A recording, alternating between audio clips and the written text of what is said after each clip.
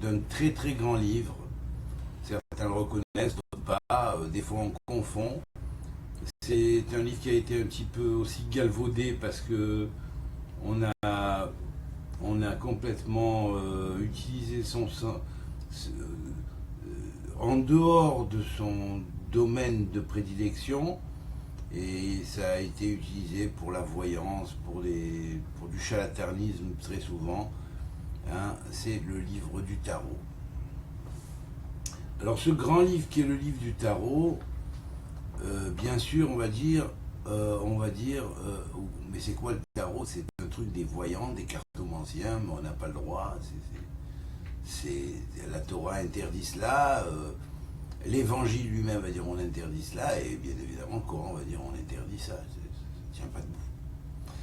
Mais si on se réfère à la transmission originelle de base qui est le livre d'Enoch, un des livres d'Enoch qui est l'Enoch astrologique, alchimiste et même initiatique sur le plan symbolique, de cette grande panoplie des forces qui sont décrites, de tout l'univers et de toute la Kabbale et de tout le système de la Torah, d'où le système Tarot, c'est les mêmes lettres en Kabbale phonétique que Torah.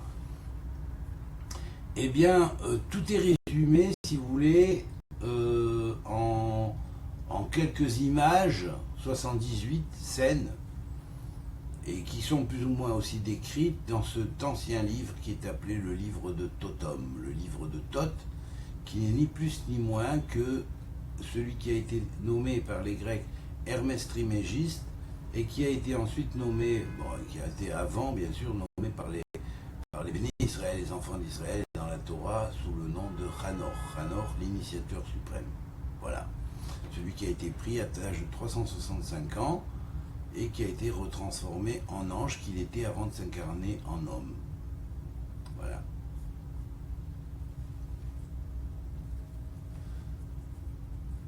David, quoique, il faudra, je pense, que tu augmentes ta vitesse de connexion réseau. Ah oui, tu as raison. Bah oui, ben ça, oui. Certainement. Non, je suis Bézec, Sylvain. Merci, ouais, certainement, il va falloir que j'augmente ça, ouais, c'est vrai. Non, mais il y a aussi des perturbateurs qui me rendent dans... Et ça les dérange que ce que je dis, alors de temps en temps, ils perturbent. Pas tout le temps, parce que sinon tout le monde le verrait comme une évidence, mais donc de temps en temps, quand vraiment le sujet est trop... Et là, le tarot, alors là, ah ouais, bien sûr, ça touche aux origines, si vous voulez, des 4 grandes traditions. L'Égypte, qui était détentrice du savoir originel pré-adamique, et qui était la dépositaire de toutes les variations de facettes qui pouvaient exister dans la tradition primordiale. Et donc, c'est cette fameuse Égypte dans laquelle, bien sûr, même si Jacob et ses fils n'avaient pas voulu descendre en Égypte, sachant que le peuple y serait esclave pendant un temps où des prédateurs, on pourrait dire, abusaient de leur pouvoir au travers du pharaon et de son armée sur le peuple qui devait transmettre le message de Dieu du monde du Tikkun. Alors comme ça représenterait des mondes qui leur échapperaient des mains, alors évidemment, ils ont mis tout le paquet pour essayer d'endormir totalement le peuple de façon à ce que le message ne soit pas transmis, la Torah ne soit pas reçue. Enfin, vous savez, la volonté de Dieu se réalise et les volontés des hommes, comme celle même de race prédatrice, reptilienne ou autre chose, ça ne tient pas debout. Il n'y a que la volonté de Dieu qui se réalise. Et si la volonté de Dieu, c'est de faire qu'on arrive au tikkun de ce monde, ben on y arrivera, que ce soit la volonté du nouvel ordre mondial ou de la faire selon sa manière à lui, ou que ça ne soit pas. Voilà, de toute façon, ce sera comme ça, c'est la volonté de l'Éternel qui se réalisera et pas les projets des êtres humains, ni des prédateurs qui sont derrière. Voilà. Alors je le redis, aujourd'hui je le redis, donc ce grand livre, qui est le livre dont Hanor, qui était l'adaptateur de la tradition primordiale à l'Égypte ancienne, il avait consigné dans l'Égypte ancienne les secrets des 70 traditions premières de la tradition primordiale. Et puis, donc, après, Joseph a décodé ces 70 facettes. Il est arrivé à l'hébreu, qui était la clé de la tradition qu'on appellera du tikkun, qui était celle qui allait rétablir les choses comme elles étaient avant la brisure des derniers mondes. Hein, je parle des Atlantes, des Lémuriens, des Hyperboréens et tous ceux qui ont eu des déluges et provoqué des déluges parce que les êtres humains sont devenus fous et ont voulu contrôler des forces qu'ils n'étaient pas capables de contrôler et en user à leur manière. Alors bien évidemment, ça a créé des dégâts dans l'atmosphère terrestre et ça a provoqué des cataclysmes. Alors, il fallait réparer ça, et les âmes qui les ont fait devaient venir dans ce cycle pour réparer ces choses-là aussi. Donc, le but de ce cycle, c'est le tikkun sur les cycles anciens. On aurait pu échapper si Adam n'avait pas mangé l'arbre de connaissance du bien et du mal, mais en mangeant l'arbre de connaissance du bien et du mal, il a réactivé dans toutes les individualités qui étaient portées en lui dans son unité de conscience. Il a réactivé les fautes que chacun avait faites. Donc, effectivement, la conscience akashique a délivré, si on pourrait dire, les erreurs. Et là, les hommes se sont sentis en Adam tous tout nus, quelque part tout nus, parce qu'ils se sont rendus compte qu'ils avaient perdu toute la nouvelle connaissance que Dieu leur avait donnée. Il fallait la réacquérir à présent. Voilà. On les avait fait comme nouveaux, et puis voilà. Les tâches anciennes ont rejailli, maintenant il faut les réparer. Alors bien sûr, j'espère qu'on n'en arrivera pas comme les autres. De toute façon, la tikva suprême, c'est le Mashiach, donc on ne pourra pas y arriver à faire la même erreur que les autres. Hein. On peut y arriver au bord de l'abîme, mais on ne franchira pas. Hein. Voilà, c'est tout. On ne fera pas le grand pas en avant comme certains disent. Même si nous serons au bord de l'abîme, nous ne ferons pas le grand pas en avant.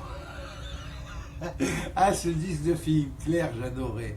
Alors voilà. Bon, donc, ça va? Est-ce qu'on entend encore? Donnez-moi que quelqu'un me confirme. On entend bien? On voit bien? Ça va?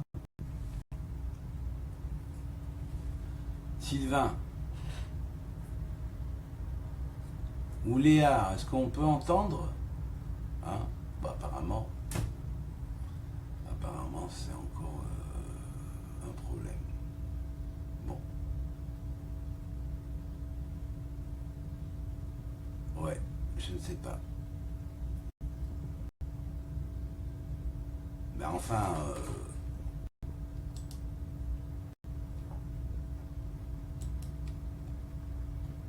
ah ouais, il n'y a pas moyen.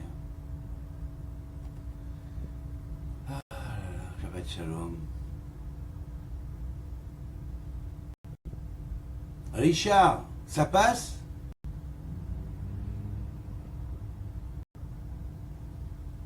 Bon, c'est bien, tant mieux, merci, super. Bon, donc voilà. Alors maintenant, ce fameux livre de Tom, c'était effectivement le fameux livre de l'Enoch 4.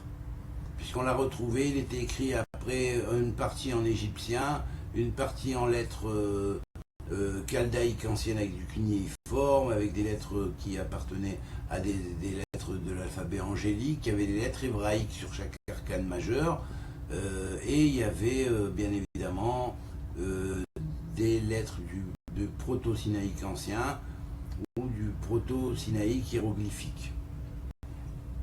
Voilà, donc bien sûr, il fallait pouvoir décoder cela. C'est vrai que bon, on avait trouvé le spécialiste pour le faire. Ibn Ezra avait su le lire en son temps, et c'était Rabbi Abraham Ibn Ezra qui était le grand astrologue, alchimiste, spagiriste et médecin donc de Moyen Âge, qui a fait, et astrologue et kabbaliste bien sûr, qui avait fait la traduction. Qu'il le transmettait donc jusqu'à lui. Après, il s'est éclipsé. On l'a pu retrouver jusqu'à l'époque de Bonaventure, où ce livre a ressurgi. Et c'est que à l'époque de Napoléon, on trouvait aux Tuileries et qu'il a été remis en forme. Donc ce livre-là s'appelait le livre de Hermès Trismégistos Thoth Chanor, couvert par Rabbi Shimon, rabbin d'Alexandrie. Voilà. Donc là, c'est probablement à l'époque de ce Shimon d'Alexandrie, qui n'est pas Rabbi Shimon Bar Yochai, puisque Alexandrie était la terre creusée où toutes les Esséniens avaient transmigré au 1er siècle. Et Philon en a parlé, donc cette Kabbalah, cette transmission s'est faite, et elle s'est faite après, par la suite, à l'intérieur même du pharisianisme, bien sûr. Alors, cette tradition ancienne, elle a réussi à passer avec la tradition rabbinique, et adaptation, elle a été adaptée, elle est passée de génération en génération jusqu'à Ibn Ezra. Bien sûr, sous le secret et dans le secret. Mais à l'époque de Ibn Ezra, de Rabbi Abraham Ibn Ezra, après lui, on n'a plus trouvé ce livre jusqu'à Bonaventure. Puis, à l'époque de Bonaventure, on a recommencé à en parler, et c'est Bonaventure qui a fait la traduction. Voilà. Alors, bien sûr, dans ce livre, on parle des fameuses fenêtres du ciel, c'est-à-dire des 360 degrés du zodiaque, avec chaque degré avec sa symbolique, bien sûr, sa scène symbolique. Et la scène symbolique, c'est comme si on voyait une scène théâtrale représentative du degré. Voilà. Et puis, d'un autre côté, indépendamment de cette grande description sur les 360 degrés du zodiaque, il y a le grand livre de 70, on pourrait dire chapitres, 18 chapitres, pardon, qui est le fameux livre du tarot, ou de la Torah, résumé en un livre d'images qui servent à comprendre le sens sacré et secret des lettres et des sphirotes dans les différents niveaux de monde, et le fameux livre de la Rota, qui lui permet de comprendre comment la roue du ciel fonctionne autour de la Terre, et comment tous les événements peuvent être traduits par des scènes symboliques ou archétypiques qui sont reliées au fameux degré du zodiaque, ou aux combinations des arcanes, des 78 arcanes du fameux livre du tarot de Thoth. Alors bien sûr, tout ce qui arrive, il n'y a que Dieu qui connaît la réalité des choses, mais on peut s'exercer, on peut apprendre, pratiquer, ça c'est autre chose, faire de la voyance avec, et de la voyance à bon marché, ou enfin à bon marché, pas souvent à bon marché, mais même à très petit, à très très grand marché plutôt, hein, bon, voilà, donc et exploiter comme un charlatan le domaine, hein, ou alors bon, être sérieux, et puis avoir appris et apprendre, et continuer à apprendre toujours et perpétuellement, et connaître surtout la signification symbolique et ésotérique de ces choses-là. Car avant d'être un livre soi-disant de divination, non, le tarot n'a pas été fait pour être un livre de divination, il a été fait pour être un livre de connaissance de l'univers. Comment fonctionnent les fameux 22 arcanes sacrés, leurs combinations entre eux, sont capables d'expliquer tous les phénomènes, tout ce qui existe dans la création, hein, et évidemment l'image aidant, ça nous aide un peu à comprendre qu'est-ce qui se cache derrière la lettre dans ce grand livre. Voilà. Et donc il y a donc les 22 arcanes majeurs qui sont toujours reliés aux 22 lettres de l'alphabet hébraïque. Il y avait la lettre hébraïque sur chaque scène dans le fameux livre, et puis à côté il y avait des scènes égyptiennes avec des hiéroglyphes pour illustrer la description de l'image de la lettre, symboliquement liée à la lettre. Et à côté on avait bien sûr des lettres en chaldéique, c'est-à-dire en cunéiforme, et en grec, en latin, bon, ça a été rajouté par la suite, ça bien sûr. Et puis il y avait des lettres en alphabet, disons, ancien, tel que l'alphabet proto-sinaïque ou certains alphabets planétaires ou des anges. Voilà. Donc, sur chaque arcane était représenté par tous ces éléments, ce qui permettait de comprendre et d'avoir une véritable scène initiatique à comprendre, à approfondir, dont les couleurs, la symbolique du personnage, comment sont disposées les mains des personnages, les pieds des personnages, les habillements des personnages, toutes ces choses-là parlent et sont un véritable livre ouvert. C'est pourquoi ça a été appelé livre, même si à l'origine qui représente ce livre. Alors n'oublions pas aussi que Ibn Ezra, qui a eu ce livre entre les mains, était quand même celui qui a été reconnu par les alchimistes, par nombreux alchimistes, comme le fameux alchimiste qui avait transmis le livre, qui est arrivé aux mains de Nicolas Flamel par la suite, le grand alchimiste, qui avait même réussi à faire la pierre philosophale. Et donc, ce fameux Ibn Ezra n'est ni plus ni moins que celui qui est appelé le Abraham le Juif, par lequel Nicolas Flamel avait pu avoir ce livre-là, qui était appelé le livre de l'image, qui est un livre représentant des scènes muettes, bien sûr, puisqu'il n'y a pas de commentaire dessus. C'est la scène qui parle, et il est simplement dit, si tu sondes chaque image et tu la laisses parler, ben tu verras. Si tu as la sagesse et que tu as choisi, tu pourras trouver comment faire la pierre philosophale. Voilà. Donc la pierre philosophale, c'est comment arriver à transmuter du plomb en or, ou en fait à faire aussi d'un métal mental vil un mental sain et lumineux. Voilà. Métal, mental, c'est un jeu entre les mots. Alors bien sûr, ce livre Thoth, qui est donc le livre clé du monde, résumé du monde, il va avoir, ce tarot donc va nous représenter comment dans la rota tournent 78 forces qui sont 3 fois 26, il sera, l'éternel est, l'éternel a été, l'éternel sera, 26, 26, 26 égale 78, comme le nombre des arcanes du tarot. Nombre des arcanes du tarot, dont 22 sont les arcanes dits majeurs, ou premiers qu'on appelle de 1 à 22, qui sont en relation avec les lettres de l'alphabet hébraïque, et puis ensuite 16 cartes ou 16 figures qui vont représenter des personnages et qui vont être par série de l'élément feu qui vont être représentés par le monde des bâtons, ou de la volonté, quatre qui vont être d'eau, d'air, qui vont être représentés par des coupes. C'est la coupe de réception du Ruach Elohim, c'est-à-dire du souffle divin.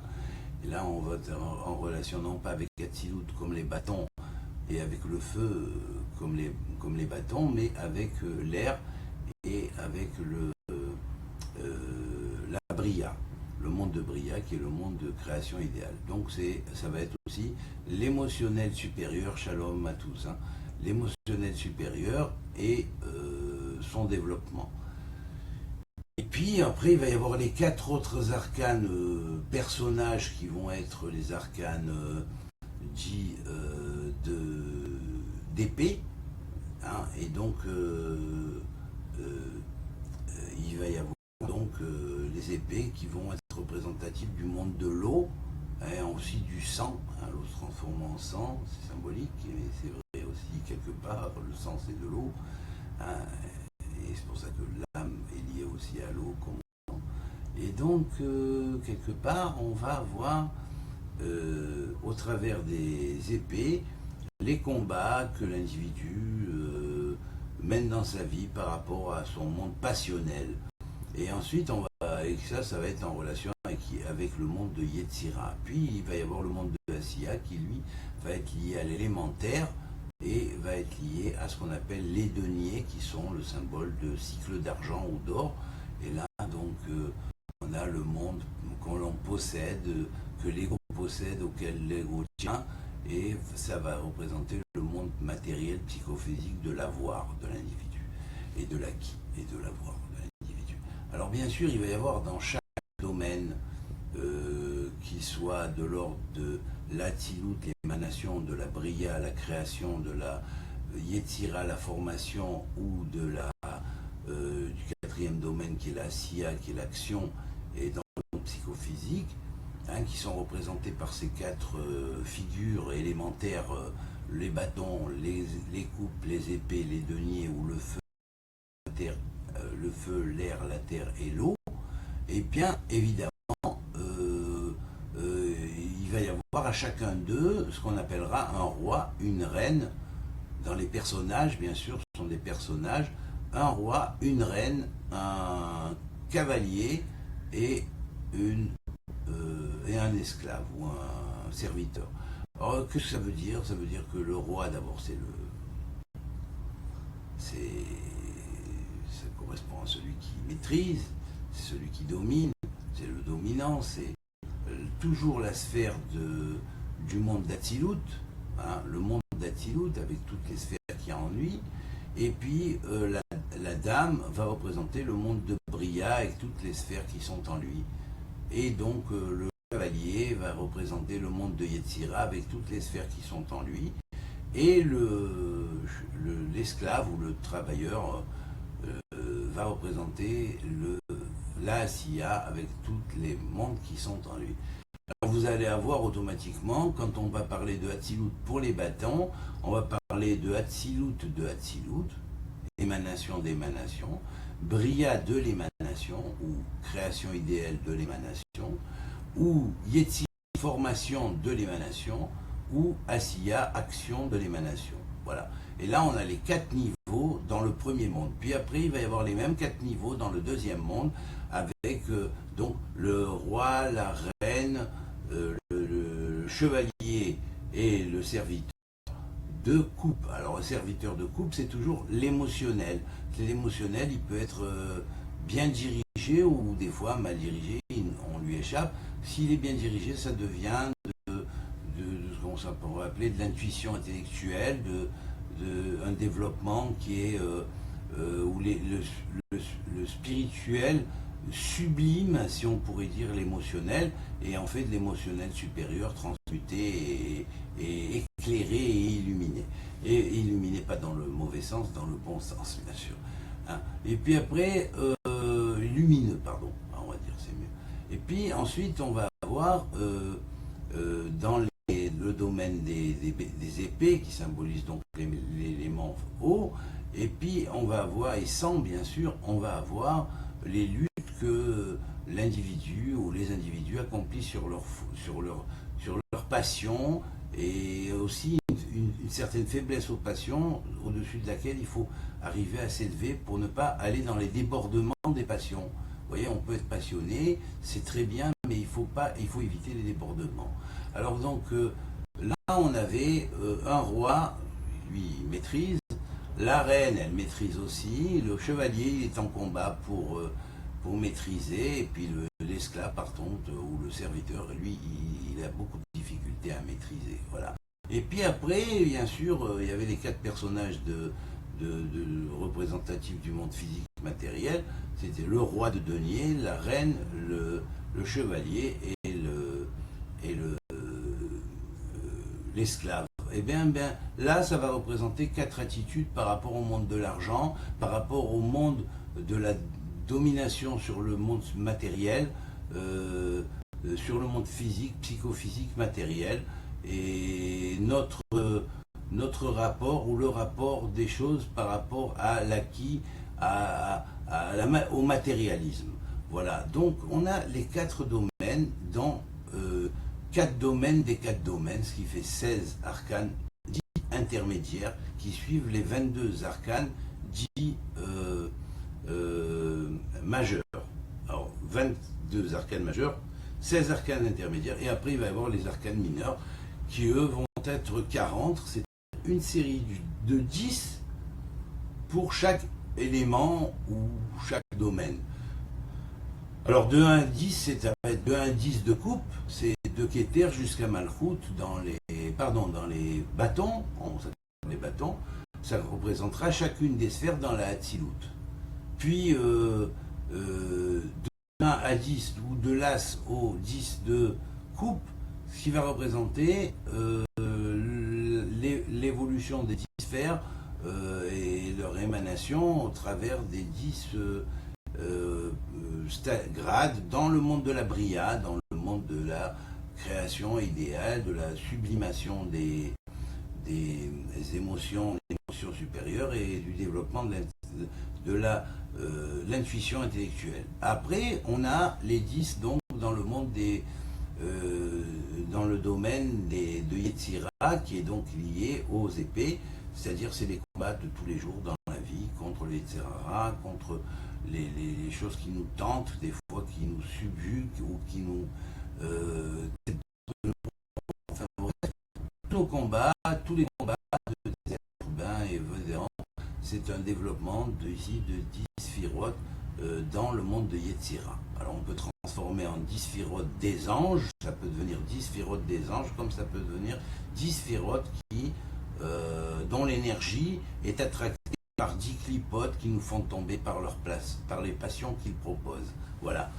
Alors après, on va avoir les 10 domaines de matériel. Alors du matériel, c'est-à-dire le monde des deniers qui représente le monde de Haïta, c'est-à-dire le contrôle,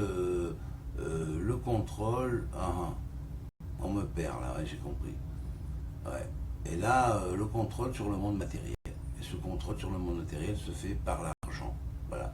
J'espère que ça va être établi, Daniel, avec la vidéo, si elle est bien reprise par Facebook. Après, des fois il y a des coupures et après quand on la remet, après quelques temps, ça s'arrange. Une fois qu'on l'écoute en différé. En direct, des fois il y a des coupures et après en différé, on la réécoute. Et là, ça marche. Voilà. Donc voilà, bon, ben, je tenais à parler de ça.